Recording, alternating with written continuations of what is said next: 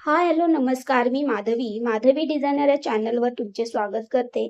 आज मी इथे तुम्हाला ब्लाउजच्या एका सुंदर पदराच्या काठापासून एक ब्लाउज डिझाइन दाखवणार आहे, बॅक नेक डिझाइन. ती खूप अतिशय सुंदर, दिसायला सुंदर आणि स्टिच करण्यासाठी खूप ईझी आहे.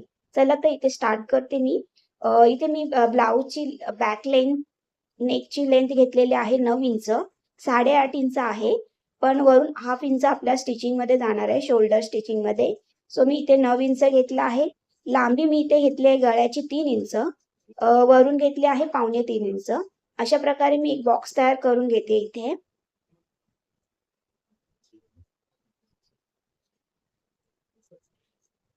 त्यानंतर जो आपण बॉक्स तयार केला आहे 9 इंच लांबीचा, त्याला आपण एक गोलवा आकार देऊन घ्यायचा आहे.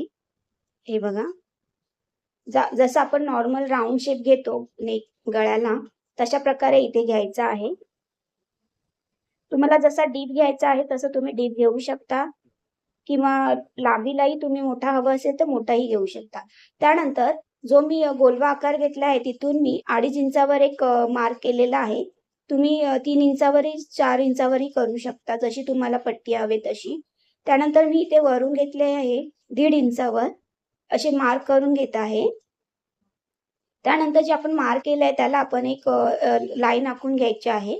तो पण एक पान शेपमध्ये घ्यायचा आहे आखून. हे बघा. परफेक्ट एक मस्तपैकी आपण एक पान शेप देऊन घेणार आहोत इथे. त्यानंतर मी इथे कॅनव्हास पेपर घेणार आहे. डबल फोल्ड करून घेतलेला आहे.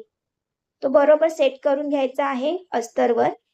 जिथे आपली घडी येते अस्तरची त्यावर सुद्धा कॅनव्हासची घडी ठेवायची आहे आणि एक पीस आपण कॅनव्हासचा एक साइड ओपन करून ते आपल्याला मार्क दिसत आहे त्यावर आपल्याला पेन्सिलने किंवा चॉकने मार्क करून घ्यायचा आहे. त्याच्या आधी मी पिनने टाचणीने त्याला सेट करून घेतलेला आहे, जेणेकरून ते कॅनव्हास हलणार नाही. हे बघा, मी इथे चॉकने मार्क करून घेते. जसं आपण अस्तरवर मार्क केलं होतं त्याच्यावरच डबल मार्क करून घ्यायचा आहे. तुम्ही पेन्सिलनेही करून घेऊ शकता. अशा प्रकारे मी मार्क करून घेतला आहे. त्यानंतर आपण ह्या टाचण्या काढून घेणार आहोत. त्यानंतर कॅनव्हास फोल्ड करून घ्यायचा आहे. फोल्ड करून झाल्यानंतर त्याला पुन्हा आपण टाचणीने सेट करून घ्यायचा आहे. टाचणीने त्यानंतर आपण मध्ये आपण अर्धा इंचाचा एक पट्टी सोडून साईडने राउंड शेप कट करून घ्यायची आहे. ते अर्धा इंच आपण का कट करायचा नाहीये, कारण का तिथे जर आपण ती पट्टी ठेवली नाही तर गळ्याची रुंदी वाढण्याची शक्यता असते. त्यामुळे आपण ती पट्टी ठेवल्यामुळे जेवढा आपण गळा रुंदी घेतली आहे तेवढाच आपलं राहणार आहे. त्यानंतर साईडला सुद्धा पान शेप आहे तो कट करून घेतलेला आहे.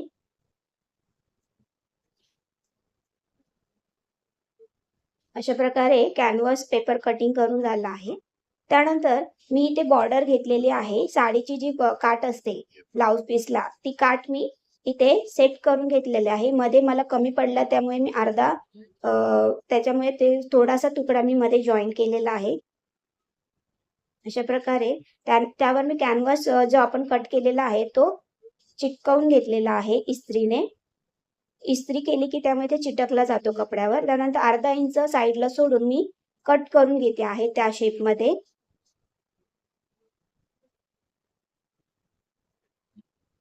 अशा प्रकारे मी कट करून घेतलेला आहे. मध्ये आपल्याला कट करायचा नाहीये. त्यानंतर शोल्डरला सुद्धा आपण जो घेतलेला आहे एक्स्ट्रा कपडा होता तो कट करून घ्यायचा आहे. त्यानंतर साईडला आपण अर्धा इंच ठेवलेला होता तो आपण स्टिच करून घ्यायचा आहे. अगदी व्यवस्थित याचं स्टिचिंग करून घ्यायचं आहे. हे बघा. त्यानंतर हे बघा किती मस्त फिनिशिंग दिसत आहे. त्यानंतर मी अस्तर आणि फॅब्रिक हे जॉइन करून घेतलेलं आहे. बॅक पूर्ण मी फिनिशिंग करून घेतलेलं आहे अस्तर जॉइन करून. त्यानंतर आपण उलटी साइड आहे बॅकची, ती आपण वरती ठेवायची आहे आणि त्यावर आपण कॅनव्हासचा जो पॅटर्न तयार केलेला आहे गळ्याचा, तो त्याच्यावर सरळ ठेवायचा आहे आणि उलटी साईड आपल्याकडे ठेवायची आहे वरती. मेन फॅब्रिक आहे त्याची उलटी साईड आणि आपण डिझाइन तयार करून घेतली आहे गळ्याची, ती सरळ साईड त्याच्यावर ठेवायची आहे. जसं तुम्ही व्हिडिओत पाहत आहात तसं. त्यानंतर आपण जी गळापट्टी घेतलेली आहे, शोल्डर पट्टी त्यावर आपण व्यवस्थित हे सेट करून घ्यायचं आहे, पिनअप करून घ्यायचं आहे व्यवस्थित. जिथून आपल्याला गळा आपण राउंड शेप घेतला आहे, त्याच्यावर राउंड बरोबर परफेक्ट ठेवून आपल्याला पिनअप करून घ्यायचं आहे. पिनअप केल्यामुळे गळा इकडे-तिकडे हलणार नाही आणि कटिंग करतानाही आपल्याला प्रॉब्लेम होणार नाही आणि प्रॉपर आपण जसं आधी कट केला होता राउंड शेप वगैरे तसं आपल्याला सेम टू सेम तेवढाच मिळेल. आणि पॉइंट घेताना आपण जो पान शेप घेतला होता त्याचा मिडल काढायचा आहे आणि आपण कॅनव्हासवर जो गळा घेतला होता त्याचा मिडल त्याच्यावर आपल्याला परफेक्ट असं व्यवस्थित ठेवून घ्यायचं आहे. त्यावर आपण एक पिनअप लावून घ्यायचा आहे मिडलवर. मी सगळीकडून ही पिनअप करून घेते.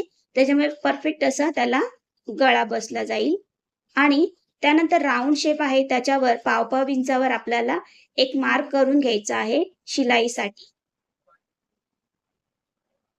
पाव इंच आपण जसं ड्रॉ करताना सोडलं होतं, पाव इंच शिलाईसाठी मार्जिन सोडलं होतं, तशाच त्या प्रकारे आपल्याला पाव इंच आपल्याला मार्जिन ड्रॉ करून त्याच्यावर आपल्याला पाव इंचावर शिलाई मारून घ्यायची आहे. जसं की तुम्ही व्हिडिओत पाहत आहात तसं. अशा प्रकारे मी राउंड शेप देऊन घेत आहे.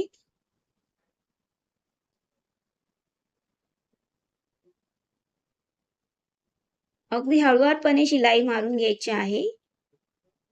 हे बघा. त्यानंतर शिलाई मारून झाल्यानंतर आपण तो राउंड शेप कट करून घ्यायचा आहे.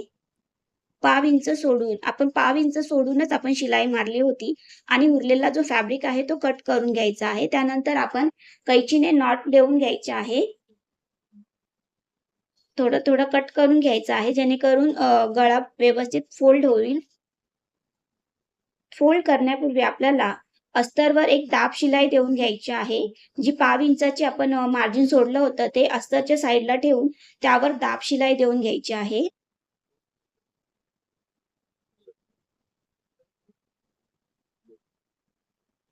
व्यवस्थित दाब शिलाई द्यायची आहे. फॅब्रिकचा कपडा त्यात अडकला जाणार नाही अशा प्रकारे दाब शिलाई द्यायची आहे. हे बघा. त्यानंतर आपण जी बॉर्डर आहे ती आपण सरळ साईडला फोल्ड करून घ्यायची आहे. पुन्हा त्याच्यावर आपल्याला एक शिलाई द्यायची आहे. हे बघा, हे सगळं व्यवस्थित सेट करून आपण त्यानंतर वरून एक शिलाई द्यायची आहे. वरून शिलाई देताना आपण गोल्ड धागा वापरणार आहोत. जेणेकरून आपला तो धागा दिसणार नाही वरून. हे बघा, अशा प्रकारे वरून एक आपल्याला पाव इंचावर शिलाई देऊन घ्यायची आहे राउंड शेपमध्ये.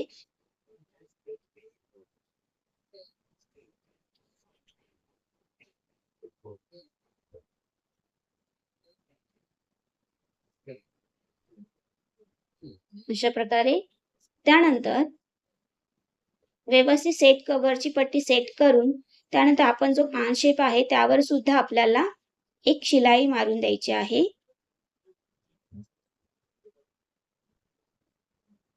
व्यवस्थित सेट करूनच शिलाई मारून घ्यायची आहे.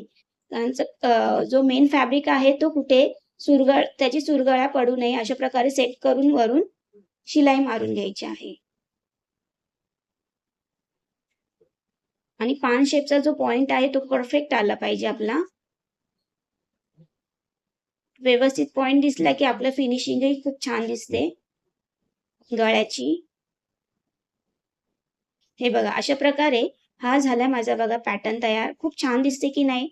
तुम्हीही अशा प्रकारे वेगवेगळ्या ड्रेससाठी तुम्ही हा गळाचा वापर पॅटर्नचा वापर करून गळा शिवू शकता. तर हे बघा, खूप छान असा गळा दिसतोय की नाही? फिनिशिंग ही खूप सुंदर आलेली आहे. अशा प्रकारे तर तुम्हाला या गळ्याची डिझाईन कशी वाटली प्लीज कमेंट्स करून नक्की सांगा. चॅनलला लाईक आणि सबस्क्राईब जरूर करा.